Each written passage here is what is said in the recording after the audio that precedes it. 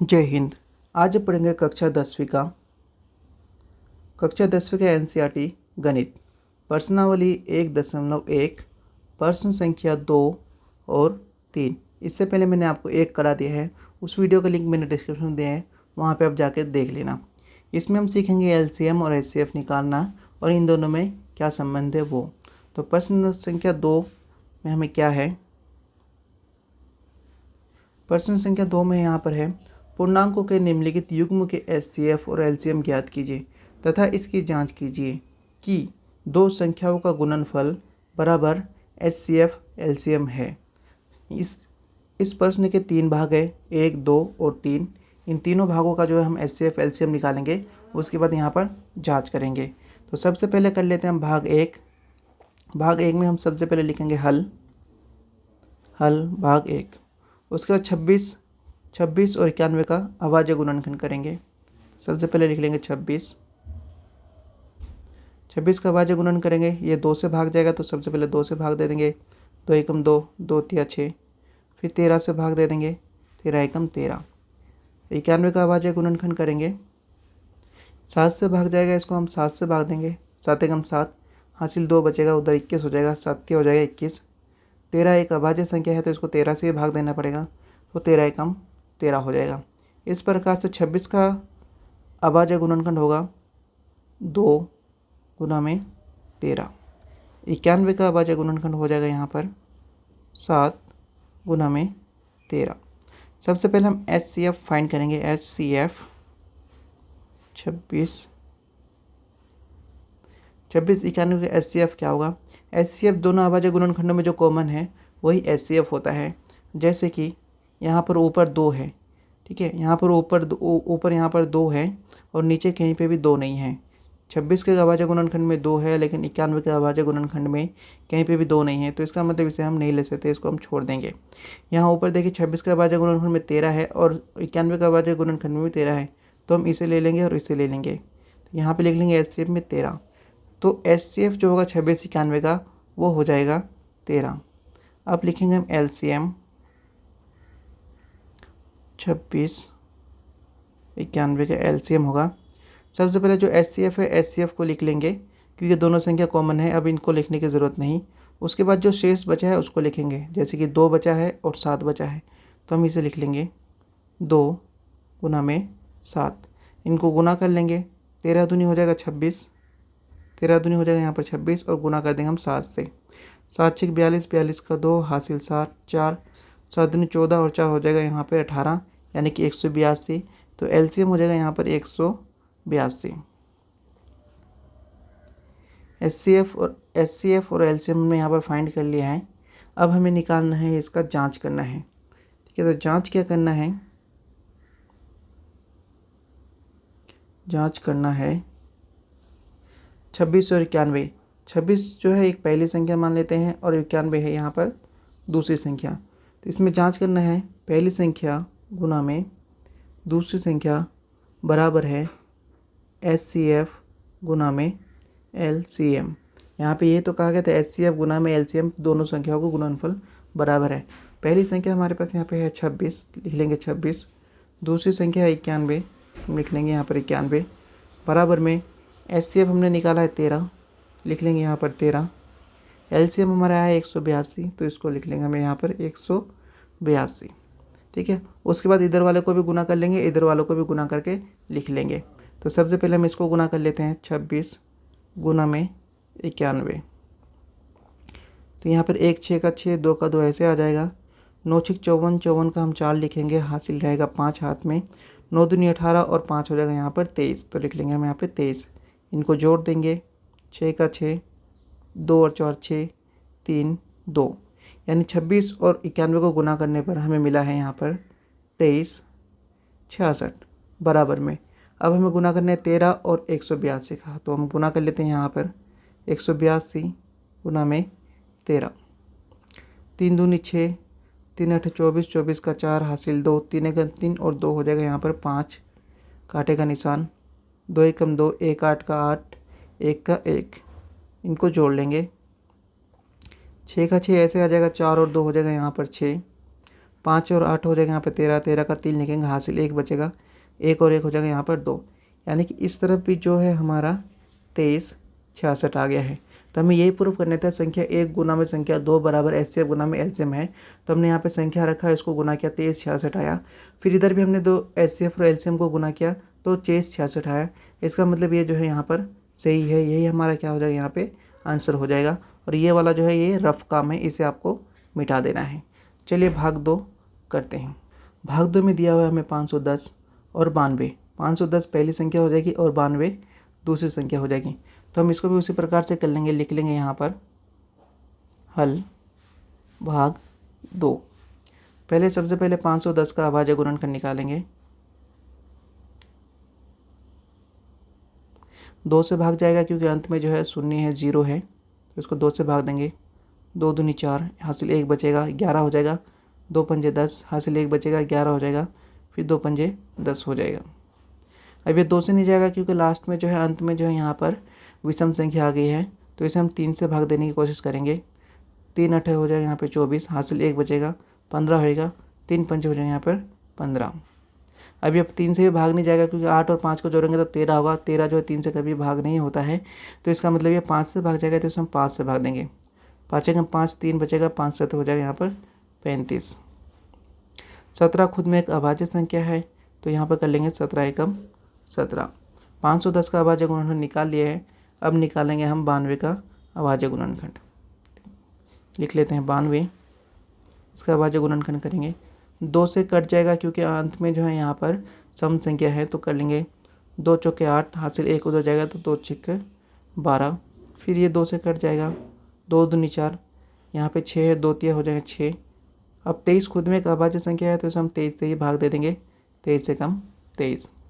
इस प्रकार से जो है 510 का अभाज्य गुणनखंड होगा 2 गुना में 3 गुना में 5 गुना में 17।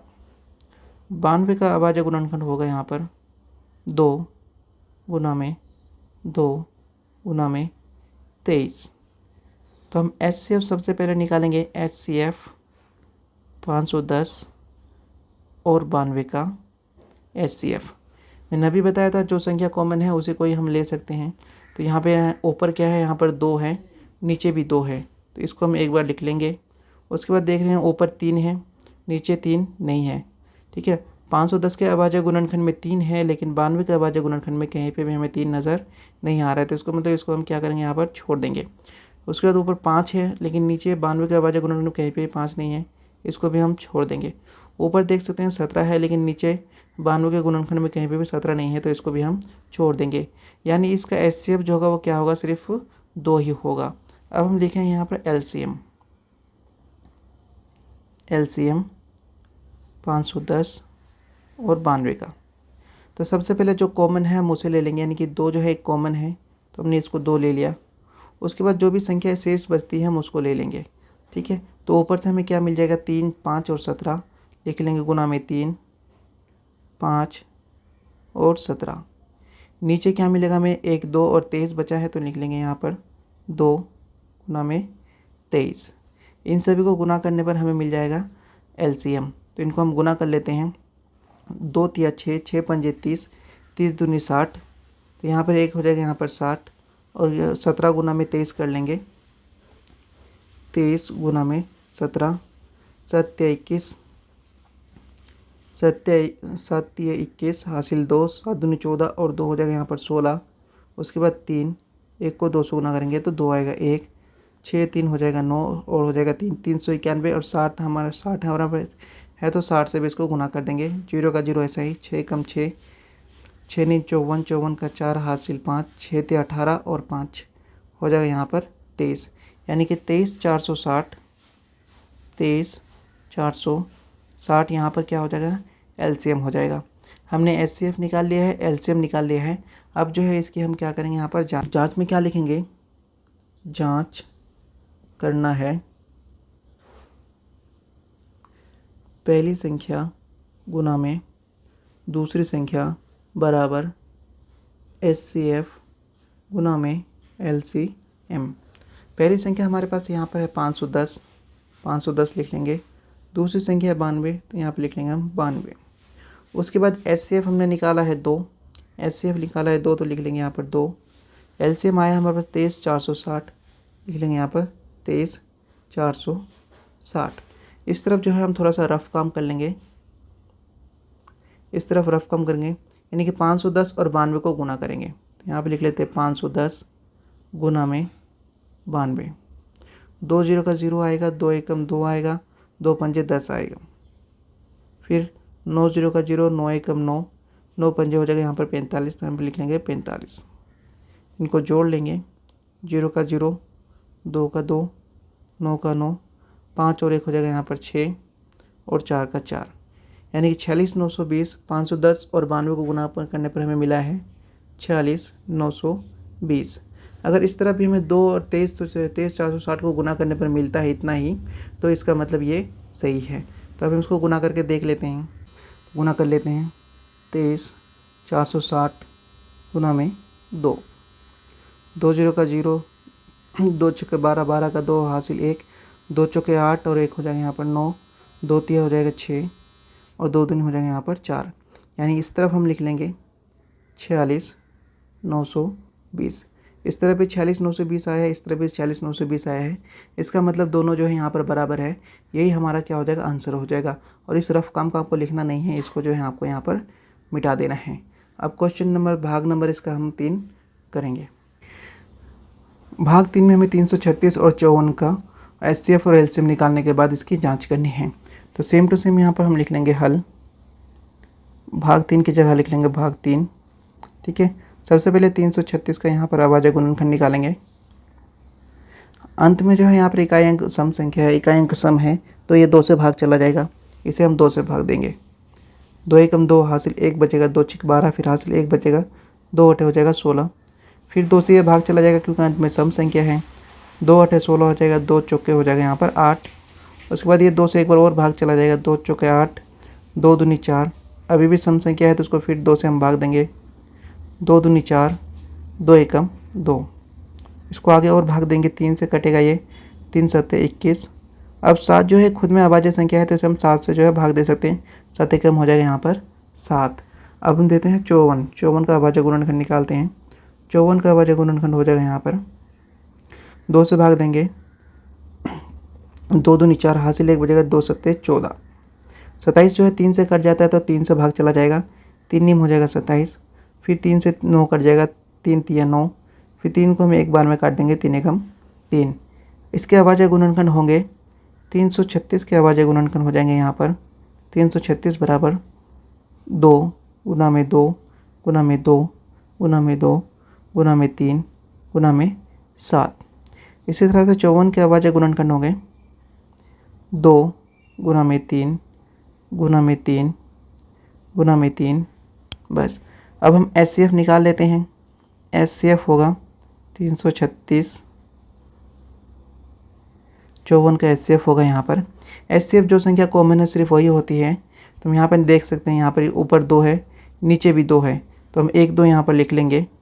उसके बाद ऊपर यहाँ पर 1 2 है और नीचे 2 नहीं है, तो इसको हम कैंसिल कर देंगे। यहाँ पे ऊपर 2 है, नीचे 2 नहीं है, कैंसिल करेंगे, यानी कि सभी 2 है जो है अब यहाँ पर ऊपर कैंसिल हो जाएगा। ऊपर 3 है, नीचे भी 3 है, तो हम 1 3 यहाँ पर लिख लेंगे, यानी कि हमने यहाँ पर 1 जो 3 लिख लिया है, ठीक है। ऊपर 7 है, नीचे 7 नहीं है, तो 7 को भी हम यहाँ पर नहीं लिखेंगे। ये हमारा यहाँ पर HCF हो गया है। अब हम LCM निकालेंगे।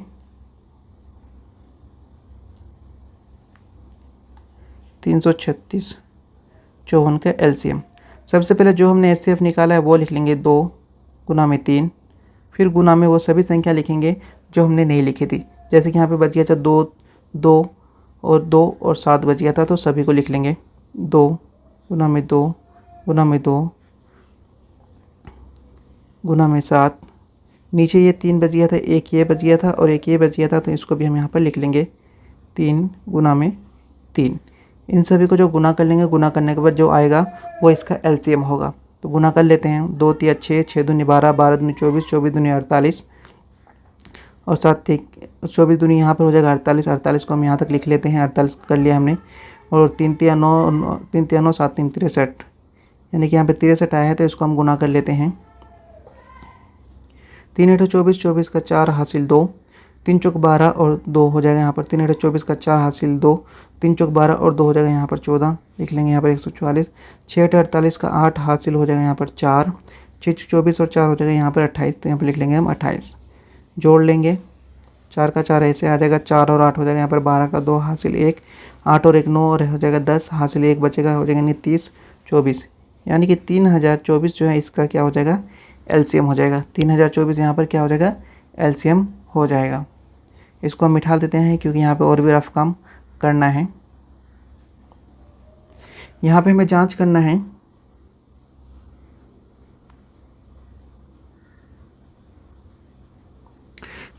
है कि संख्या 1 गुना में संख्या 2 बराबर एचसीएफ गुना में एलसीएम है कि नहीं। तो संख्या 1 रख लेंगे हम, संख्या 1 कितना है, 336 गुना में 54। एचसीएफ हमने निकाला है, 2 3 को गुना करेंगे तो एचसीएफ हो जाएगा यहाँ पर 6, तो एचसीएफ है हमारे पास यहाँ पर 6 गुना में एलसीएम है 3024, तो लिख लेंगे हम 3024। इन दोनों को गुना करेंगे, फिर इन दोनों को गुना करेंगे, अगर ये बराबर आता है तो यहाँ पर ये सही है। सबसे पहले 336 और 54 को गुना कर लेते हैं, यानी संख्या 1 संख्या 2 को गुना कर लेंगे। 336 गुना में 54, 4 6 24, 24 का 4 हासिल रहेगा यहाँ पर 2, 4 3 12 और 2 हो जाएगा 14 हासिल हो जाएगा 1, 4 3 12 और 1 हो जाएगा यहाँ पर 13, तो लिख लेंगे 13। 5 6 30, 30 का 0 हासिल हो जाएगा यहाँ पर 3, 5 3 15 हासिल 3 हो जाएगा यहाँ पर 18 हासिल बचेगा फिर 1, 5 3 15 और हासिल 1 हो जाएगा यहाँ पर 16, लिख लेंगे 16। अब इनको जो है यहाँ पर जोड़ लेंगे, 4 का 4 ऐसे आएगा 4, फिर ऐसे लिख लेंगे 3 और 8 हो जाएगा यहाँ पर 11, 11 का 1 हासिल 1 बचेगा, 6 और 1 7 और हासिल 1 हो जाएगा 8, यहाँ पर 1 है तो हम 1 लिख लेंगे, यानी कि यहाँ पर आ गया हमारा 18 144। अब 6 और 3024 को गुना करेंगे, यानी एचसीएफ और एलसीएम को गुना करेंगे। 3024 गुना में 6 गुना कर लेंगे, 6 चौक 24, 24 का 4 हासिल 2, 6 दूनी 12 और 2 हो जाएगा यहाँ पर 14 हासिल बचेगा 1, 6 0 का 0 हासिल 1 है तो 1 लिख लेंगे, 6 ते 18 का 18 है तो यहाँ पर 18 लिख लेंगे, यानी कि इस तरह भी जो है हमारा यहाँ पर आ गया है 18 144, यानी इधर भी 18 144 और इधर भी 18 144 हो गया है। इसका मतलब यही हमारा क्या हो जाएगा, यहाँ पर आंसर हो जाएगा पहली संख्या गुना में दूसरी संख्या बराबर एचसीएफ गुना में एलसीएम, यहाँ पर सही है। क्वेश्चन नंबर 3 जो है मैं आपको नेक्स्ट वीडियो में करा रहा हूँ, उसका लिंक भी जो है इसी वीडियो के डिस्क्रिप्शन में आपको मिल जाएगा, वो भी जाके आप देख लेना।